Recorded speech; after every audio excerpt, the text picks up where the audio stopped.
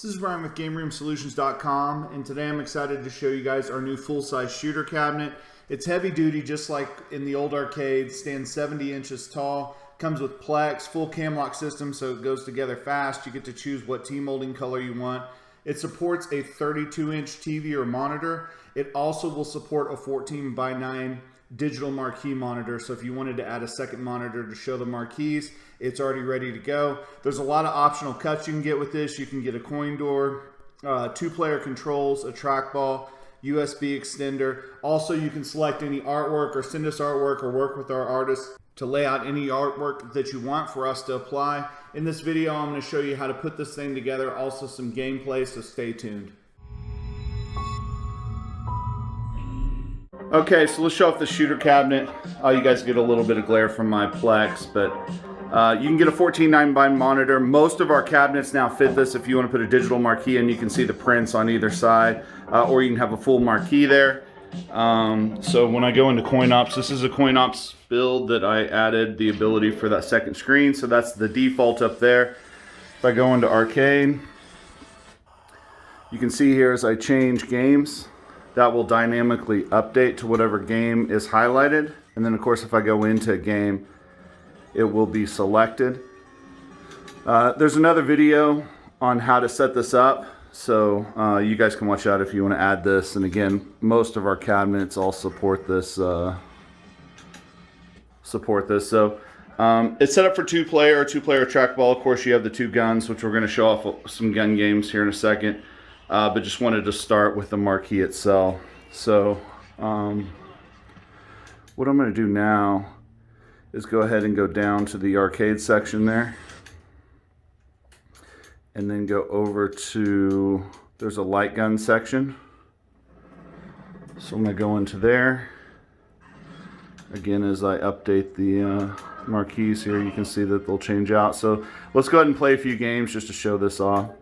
We'll start with Area 51. Okay, so we'll show off Area 51 here. You can see I have my coin in start, so as I add my coins to either side, that works. My start button for player 1, I'll go ahead and hit start for player 2 as well. So you can see this is working exactly how it should.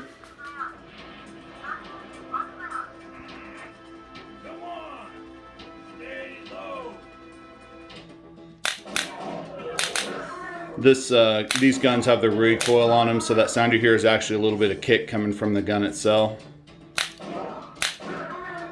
So you can see here I can shoot off screen to reload. So everything's looking good here. Just to show you guys the second player. Okay, so you can see that's working as well. So everything looks good. Everything looks good there. Alright, let's play something else. So I can come back here, just show you guys, hit exit, and I can go out. Back to my gun. Let's try, we'll play 3 or 4 here. So we'll go into Area 51, maximum force here. So you can see my marquee again changed to the game. So again, add my money.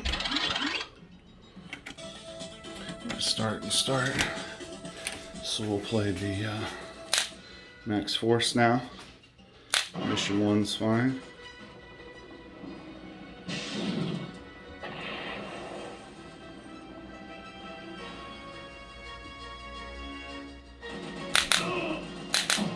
See, everything's good here. And of course I can shoot off the screen to reload.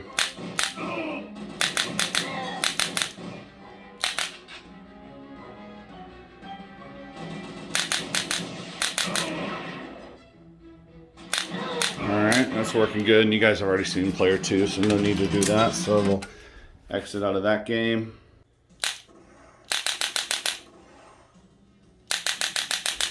So there we go there. See, that's working good.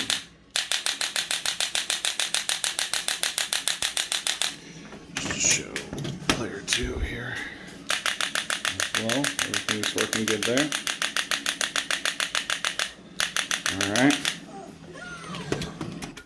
All right, let's go out. We'll show some Teknoparrot stuff next. Sam! Decepticons? So I'll show a little bit of the Transformers Human Alliance here.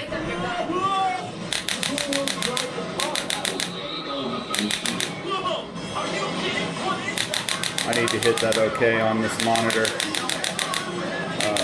That'll go away. So you can see this working awesome Dave and Buster style right here.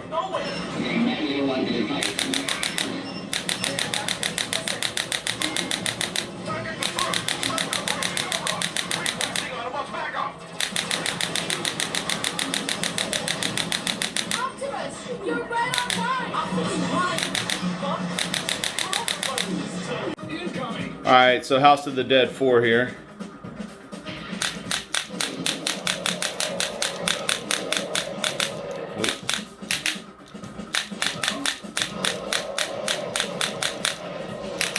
I was aiming a little low, I was looking through the camera. This should be good now.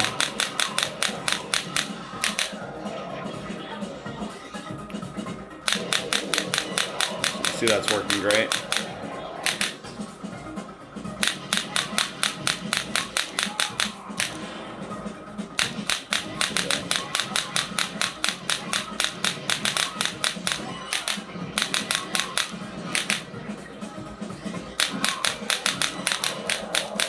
Let's go ahead and show you guys how to put this together.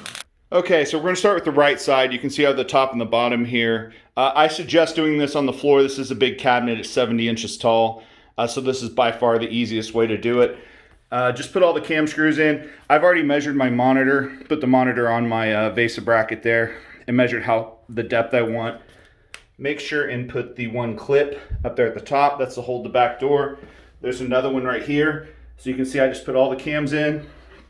I went ahead and put in this connector board here that'll connect the two together, and then the mending plates. So just pick one of the pre-drilled holes, screw into there, make sure everything's lined up how you want to, and then screw towards the back of the hole on the other side so you get a nice tight grip there. So put the two mending plates in this back support board. We will start at the top and work our way down. Okay, so I got the top two boards in. The T-molding face is front. You can see here it's pre-drilled for the speaker, so just put some 4-inch speakers there. I went ahead and ran my speaker wire down. I'm not sure where I'm going to put my amp yet. So on this top part here, you can see there's a slot. This is where your Plex will go, 2 pieces of Plex. You can put our standard print in here and light it up from the back if you just want a standard Marquee.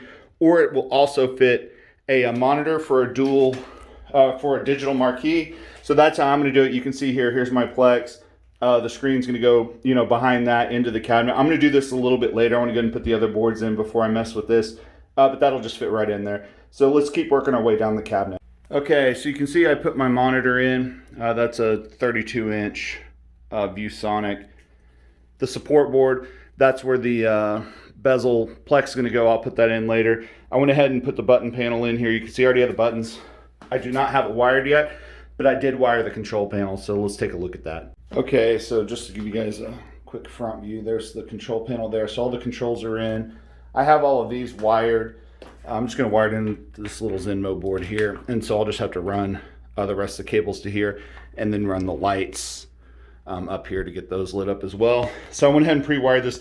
This does flip up where you'll have access to this if you need something. It's going to obviously be easy from the back to wire it. So that's why I just went ahead and did this because it's easier to do it on a table ahead of time as opposed to that. So let's go ahead and put in the rest of the boards here across the bottom. Okay, so you can see I put the front board in. I'm going to go ahead and put a coin door in. And I just want to show you guys this real quick. So on a coin door, it's basically, so here's a micro switch on a button, right? Basically the same thing. You just have a micro switch on a button. So you have your negative at the bottom and then your positive or neutral or whatever. So I just ran a couple speaker wires. And essentially what I'm going to do is I just spliced in, the coin door into my coin button, which will be down there for player 1 and up here for player 2.